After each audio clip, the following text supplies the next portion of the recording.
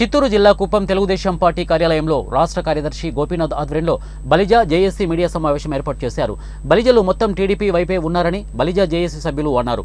కుప్పంలో సుమారు 35,000 మంది ఓటర్లు ఉన్నారని, బలిజలను గుర్తించిన పార్టీ టీడీపీ అని, అలాంటి పార్టీకి మా అభ్యున్నతికి కృషి చేసిన చంద్రబాబుకి సంపూర్ణ మద్దతు తెలుపుతున్నామని రాష్ట్ర బలిజ జేఏసీ అధ్యక్షులు వాసురెడ్డి యేసుదాస్ అన్నారు.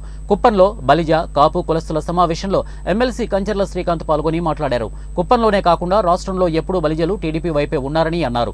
చంద్రబాబు నాయుడు అరెస్టు సమయంలో మేమున్నాము అని ధైర్యం నింపి అండగా నిలిచిన జనసేన అధినేత పవన్ కళ్యాణ్ కు కృతజ్ఞతలు తెలిపారు.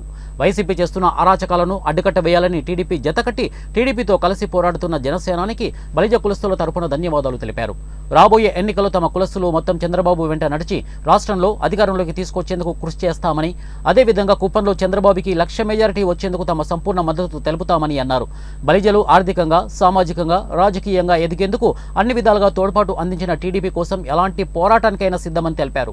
వాటిని చంద్రబాబు నాయుడు గారు వచ్చిన వెంటనే తీర్చేదానికి కావలసిన ప్రణాళికలన్నీ కూడా తెలుగుదేశం పార్టీ తరఫున మా బలిజ సోదరిమణులు చేస్తూ ఉన్నారు.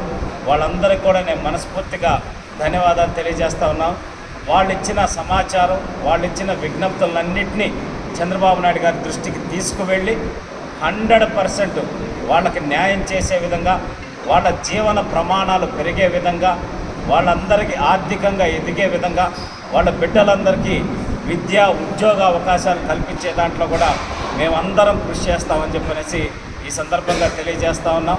అలాగే వైఎస్ఆర్సీపీ కపట ప్రేమ, సవితి తల్లి ప్రేమ, ధృతరాష్ట్ర కౌగిలి ఇట్లాంటి పదాలన్నీ కూడా వైఎస్ఆర్సీపీ పార్టీకి చెందుద్ది. ఎందుకంటే బలిజ సోదరుల కోసం చంద్రబాబు నాయుడు గారు ల్యాండ్ ఇచ్చి 2 ఎకరాల 43 సెంట్లు ల్యాండ్ ఇచ్చి